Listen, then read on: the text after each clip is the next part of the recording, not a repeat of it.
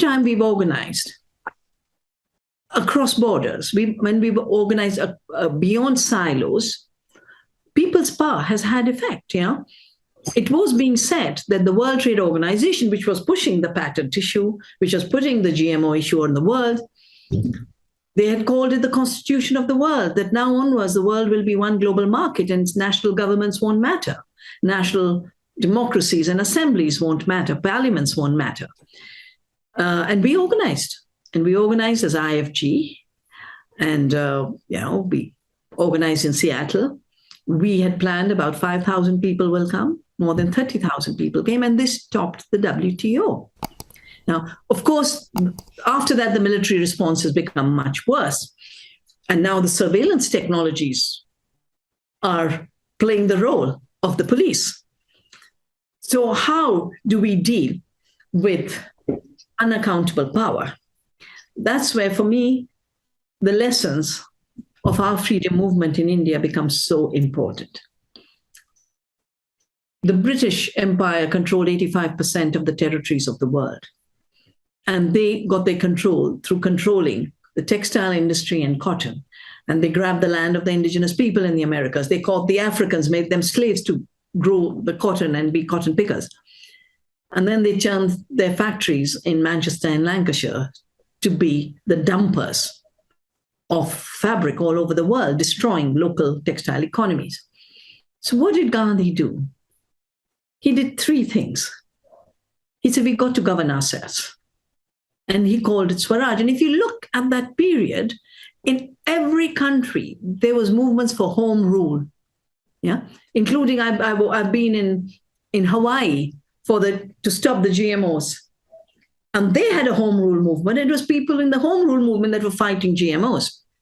So we got to govern ourselves. And governing ourselves means that we've got to learn to have the governing systems within us. That means we have to know what being human is about. We have to know what the power of a conscious human being is. And when many conscious human beings work together, that is the kind of power that brings change. The second is we have to learn to reclaim our economies. Just because at that time, only England made the textiles to dump, well, Gandhi said, I'm going to spin cloth. And the whole country started to spin cloth. And I took inspiration from the spinning wheel. Say, today's spinning wheel is the seed. That time, the British Empire was around cotton. Today, the empire is over life. And where is life? In the seed. So save your seeds. We've created 150 community seed banks in India. We managed to pass laws that say seeds and plants and animals are not human inventions. Absolutely accurate scientific biology and ethical recognition that we are an earth family. Growing your food, having community. I notice behind you is, I think, a kitchen. Yes. Yes. And I think growing your food and cooking your food is the most revolutionary act in today's time, because food is what is being controlled. From the seed to earlier junk food, but now Mr. Gates wants fake food, and he wants to convert agriculture into a raw material supply of carbohydrates and protein for totally lab-made food. And Bayer has said, all this will create bigger markets for us, and we'll have bigger farms with using more glyphosate, using more fertilizers, which will then worsen the ecological problem. The third, which is the most important and to me the most powerful, the idea of satyagraha. Satya is truth. Agraha is the force of truth. Now, when you know the truth, then the force of truth is to not obey untruth, to not participate in it, to detach yourself from it. So if you want to detach from GMOs, what do? Grow non-GMO food, create communities and food economies. And they're growing hugely. They're growing very, very fast. We'll need to do the same with health, to have a deeper awareness of what is health. The word immunity was being made illegal during the COVID crisis, as if there's nothing like an immunity in a living system, as if plants don't have their resilience, as if human beings don't have their resilience. And there was an attempt to make it look like we're all empty containers waiting for the toxics to be poured into us. So satyagraha in our times is to understand the untruth that's being built and live our truth, and live it with compassionate courage, live it with deep, deep, deep consciousness, and live it with the recognition that truth will always win in the long run. Well, I certainly hope you're right.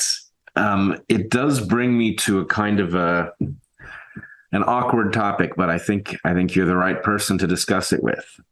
You mentioned the WTO protests, which, of course, at the time I had sympathy for.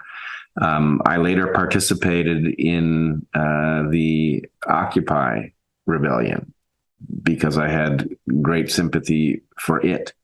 I watched that one from the inside descend into a kind of anarchist madness, right? Just an utterly useless kind of a protest, counterproductive, in fact. And that has only gotten worse in the US, and seemingly it has spread to at least other parts of the West. And I guess the question is this: I've been proudly a member of the left for my whole life. I still consider myself a liberal. In fact, I say that I'm a reluctant radical. I know that only radical change can save us, but I know how dangerous radical change is. And so I'm not happy that we have to face radical change, but I don't recognize a left that I can be part of. I feel like at best, there are people on the left who still make sense, who are isolated from each other and largely rejected by the mainstream self-identified liberal movement. That is a tremendous obstacle to the kind of awakening and the recapture of power that you're talking about. We need a left to articulate a vision of how the world might function that isn't either utopian or an excuse for some other kind of authoritarian nonsense. So maybe you see something different from India, but is there a left? Well, we have one state where there's a left governing, and I would in a few days have been there to address the left. But I have a course to teach at our Earth University, and I want to tell your listeners, we learn how to make change from nature. We learn how to make change from biodiversity, because they are changing all the time in very radical ways. For me, one of the most inspiring things is in the middle of a cement, a plant will come out. And that is the kind of resilience and creativity we need to know that if a plant can go through the concrete, we too can go through the concrete of authoritarianism, concrete of total corporate power, which is now becoming even worse, as I've written in my work, Oneness versus the Percent, because the corporations are now owned by big money, across the Syngentas, Coca-Colas, Apples, all of them. Most of their investment is from the asset management funds, which holds all the big money, the BlackRocks and the Vanguards. They are driving the show. So when you ask about the left, to me, the left is about justice. What did Marx talk about? Surplus accumulation. What is surplus accumulation? Extracting the rewards that should return to society. If they were coming back to society, all societies would be prosperous. There would be no hunger. There would be no poverty. There would be no unemployment. But most people forget that, the early thinkers and writers were always talking ecology. The metabolic rift. The organic founder of organic chemistry, Levy, who is, always cited as the person who helped us build chemical fertilizers. No, he disowned them. I recently wrote a foreword to a book of his published in 1887 or something in German, and they've just brought out an English version, and they asked me to write the foreword. So I read the English version. It's called The Law of Recycling. And he's talking about how all of nature is about recycling. There's nothing like extraction. He's the one who first used the term metabolic rift, that there's a metabolic rift taking place between humans and nature, between the country and the town. And Marx picked it up from there, the metabolic rift, the separation. That's what it means. Not only does it mean that you are separate, but because you're getting separate, the umbilical cord that maintains the metabolism of society, of ecosystems, of organisms, that starts to collapse. So I think if today we have to have growing space, for the left, we have to realize that ecological movements that have justice in them, they are trying to do what work all movements of justice have done. Second, to me, reclaiming the commons is the left today. And the Reclaiming Commons movement has to grow not only because people want it, but it'll become necessary to survive. When your energy is taken away, as it's being done in Europe, when your food is taken away, how will you survive? You've got to get together and reclaim the commons. And I think the idea of Occupy was powerful. If the organizing capacity was weak, and also the FBI got into it, but the fact that some attempts fail doesn't mean the idea and the principle should be given up. Well, but I agree. I mean, there's a reason that I still, basically, even if I found that I was the only person still speaking left principles, I wouldn't change my belief that they are the correct ones. But what I see is an abandonment of the path. In some sense, the left succeeded. It took many ideas that were once radical and they became mainstream. These were ideas that were about justice and about a wise view of ecology, right? These things became bedrock in the West, such that they are now defended by conservatives, interestingly.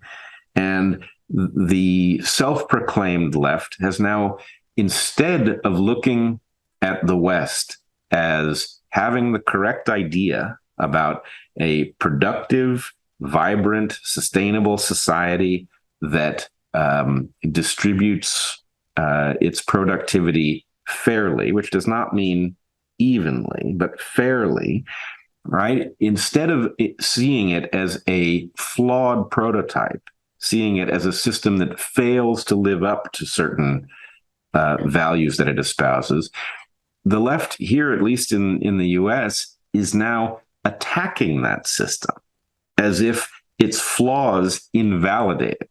And I don't know how we recover from that. I think what we have is a prototype that's very good, and fixing its flaws ought to be a priority. But attacking it is going to result in a system, it's going to be a reversion to the mean. We're going to have a system that's much less fair. And I don't know how to wake the left to that danger. Well, I think part of our challenge really is, and taking evolution seriously, is new forms of the left will emerge, which will not be labeled as left, but will carry within them the principles. And I think that new diversity is where we have to look for. Yes. Partly, because what was WTO? What was globalization? Globalization was the corporations stay in America, but they outsource their production. So the ordinary people of America lost out in every way. And that's where the disenfranchisement then shifts people to substituting their right to work, their right to have food, their right to have shelter, their right to have community, all that then gets substituted by manufactured negative identity. And that is what is now leading to the divide and rule that is infecting every society in a serious way. So to me, the left today has to be about uniting people around their common humanity, connected with diversity. Diversity is not an obstruction to unity, and unity is not uniformity. So organizing through our diversities for the common good of the planet, for the common good of society, and overcoming both this new polarization that is economic of the 1% and the 99%, and the manufactured polarities in society, so that people are unable to work together, think together, live together. That is, transcending that is the project of the left today.